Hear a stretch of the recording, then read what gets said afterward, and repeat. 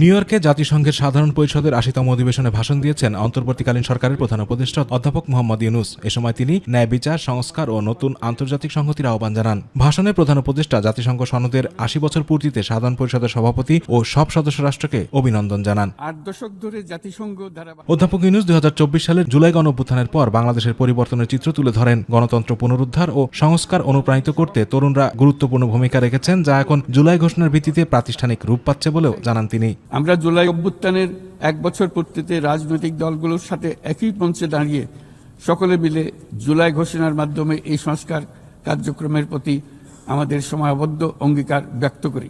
আগামী বছরের ফেব্রুয়ারি মাসে আমরা জাতীয় নির্বাচন অনুষ্ঠানের প্রস্তুতি নিচ্ছি। বাংলাদেশের মানবাধিকার প্রতিশ্রুতি পুনর্ব্যক্ত করে প্রধান উপদেষ্টা বলেন, দেশটি আন্তর্জাতিক কনভেনশনে যোগ দিয়েছে, জাতিসংঘ মানবাধিকার দপ্তরের সঙ্গে সহযোগিতা বাড়িয়েছে এবং অতীতের অপব্যবহার রোধে পদক্ষেপ নিচ্ছে। এবছর আমরা জাতিসংঘের নির্যাতন বিরোধী কনভেনশনের ঐচ্ছিক প্রটোকলে যোগ দিয়েছে এবং এর বাস্তবায়নে একটি স্বাধীন প্রতিরোধমূলক জাতীয় প্রাতিষ্ঠানিক ব্যবস্থা প্রতিষ্ঠার জন্য আমরা কাজ করছি। স্বৈরতান্ত্রিক ব্যবস্থা হতে মানবাধিকার সুরক্ষাকারী একটি গণতান্ত্রিক রাষ্ট্র ব্যবস্থা গড়ে তোলার জন্য প্রয়োজনীয় কারিগরি সহায়তা বৃদ্ধির লক্ষ্যে আমরা আমাদের দেশে ৩ বছর মেয়াদে জাতিসংঘের মানবাধিকার বিষয়ক হাই কমিশনারের একটি মিশন পরিচালনার অনুমোদন দিয়েছি। ওয়ালটন এখন দেশের সীমানা পেরিয়ে পৌঁছে গিয়েছে ৫০টিরও বেশি দেশে।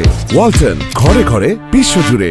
ডক্টর মোহাম্মদ ইউনূস আগামী ৩০ সেপ্টেম্বর রোহিঙ্গা বিষয়ক উচ্চ পর্যায়ের সম্মেলনের দিকে সদস্য রাষ্ট্রগুলোর দৃষ্টি আকর্ষণ করেন এবং রোহিঙ্গাদের সহায়তায় আন্তর্জাতিক সম্প্রদায়কে আরও এগিয়ে আসার আহ্বান জানান। পাশাপাশি তিনি ইসরায়েলি গণহত্যার তীব্র নিন্দা জানিয়ে গাজায় সহিংসতা বন্ধে জরুরি পদক্ষেপ নেওয়ার আহ্বান জানান এবং দ্বিরাষ্ট্র সমাধানের প্রতি বাংলাদেশের অঙ্গীকার পুনর্ব্যক্ত করেন। ৮ বছর পার হয়ে গেল, রোহিঙ্গা সংকটের কোনো সমাধান হলো না। উপরন্তু বাংলাদেশ প্রতিনিয়তই মায়ানমার থেকে আগত রোহিঙ্গাদের আশ্রয় দিয়ে চলেছে। এই সংকটের সবচেয়ে বড় ভুক্তভোগী রোহিঙ্গারা, আর তাদের পরে বৃহত্তম ভুক্তভোগী হলো বাংলাদেশ। আন্তর্জাতিক সম্প্রদায়কে অবশ্যই মায়ানমার সরকার এবং রাখাইনের অন্যান্য অংশীদারদের উপর ইতিবাচক পরিবর্তন ও দ্রুত রাজনৈতিক সমাধানের জন্য চাপ প্রয়োগ করতে হবে। মর্মান্তিক চিত্র আমরা দেখেছি গাজায়, শিশুরা না খেয়ে অকাল মৃত্যুবরণ করছে, বেসামরিক জনগোষ্ঠীকে নির্বিচারে হত্যা করছে, হাসপাতাল, স্কুল সহ একটা গোটা জনপদ নিশ্চিহ্ন করে দিচ্ছে। পূর্ব জেরুজালেমকে রাজধানী করে একটি স্বাধীন ফিলিস্তিন রাষ্ট্র গঠনের মাধ্যমে এই সমস্যার দ্বিরাষ্ট্রীয় ভিত্তিক সমাধান এখনই বাস্তবায়ন করতে হবে। আতিকুর রহমান তিতাস, মাই টিভি।